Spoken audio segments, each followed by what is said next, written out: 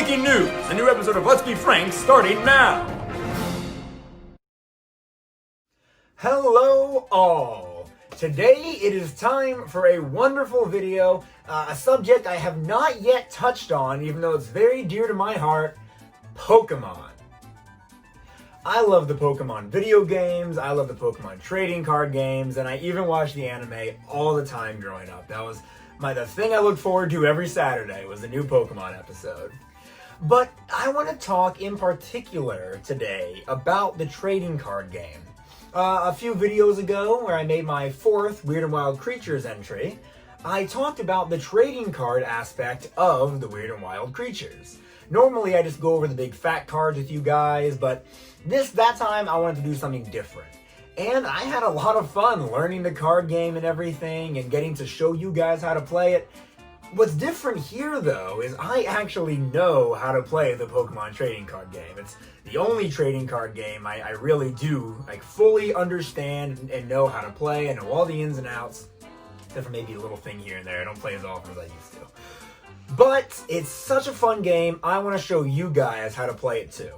So I have Katrina here. She also knows a little bit about how to play. She did just admit that she has forgotten right before we started filming, but I'm sure it'll all come back to you, right, Katrina?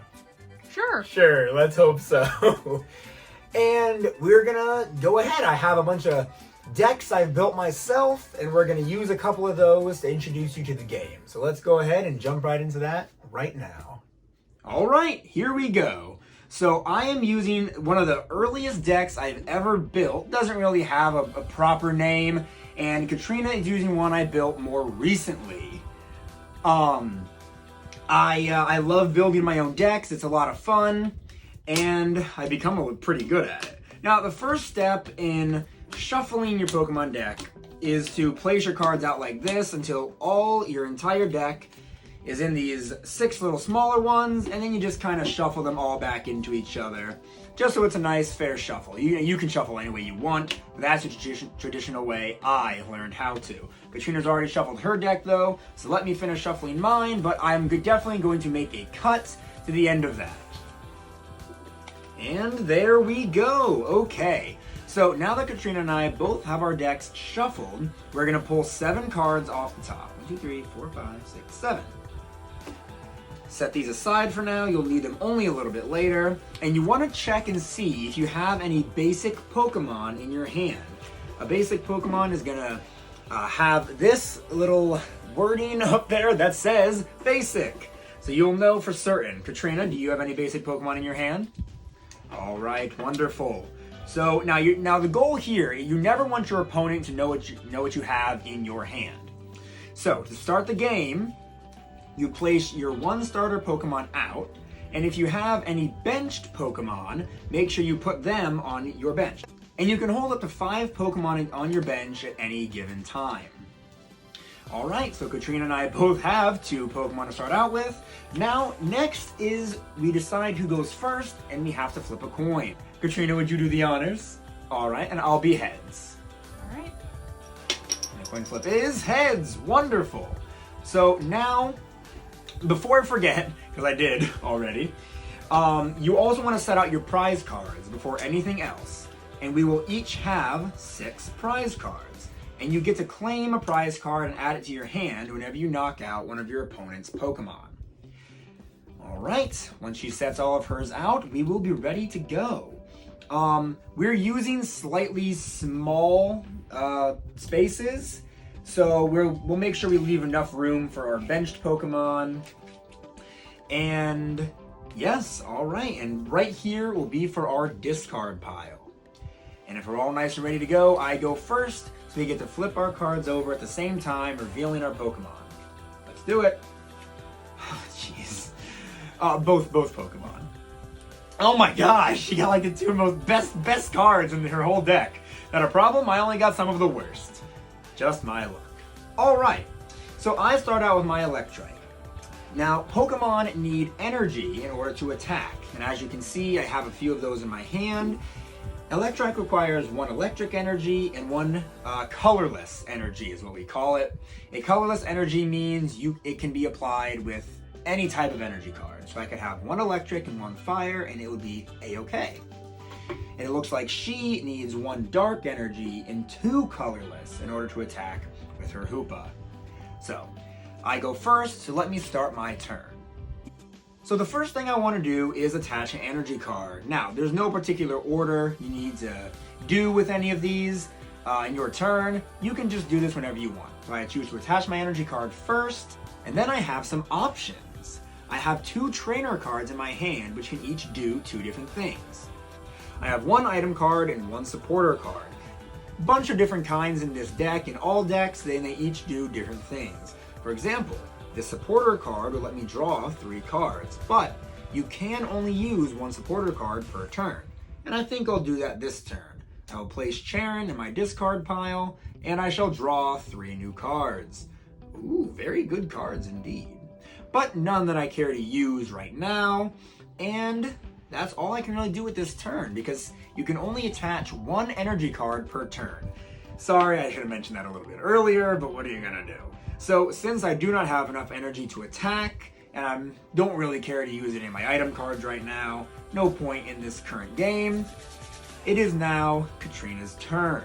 Katrina, if you will walk us through your thought process. All right, so I have a dark energy to attach to Hoopa, and then I am going to use my trainer card.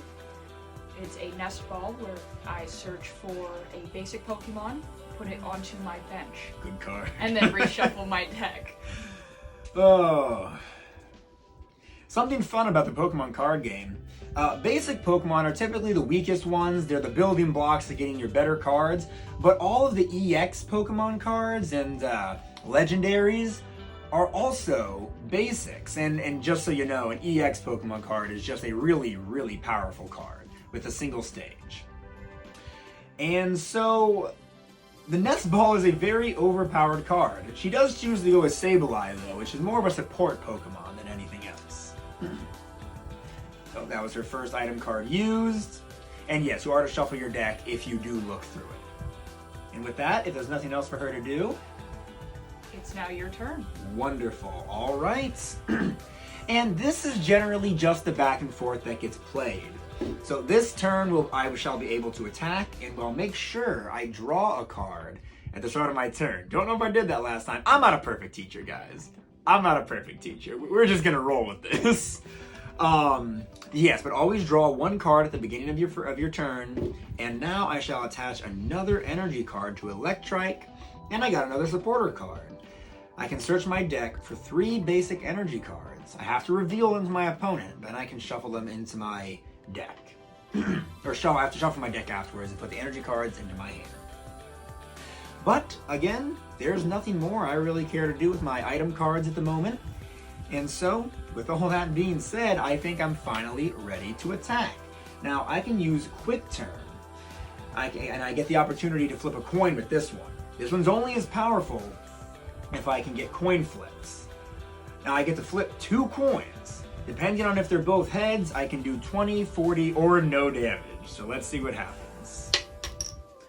That's 20 damage and 40 damage. Very lucky. So let me just read the text description out just in case my words were confusing earlier, which is a big possibility.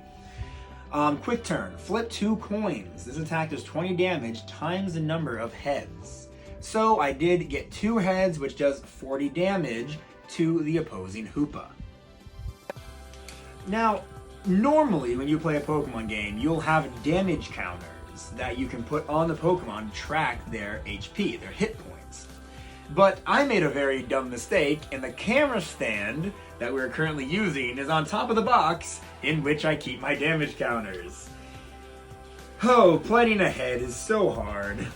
So, Hoopa, we will remember here, has 40 damage. Alright, a little arbitrary, but nice and easy. And it has a maximum of 120. So as soon as those are all gone, I get to claim a prize card.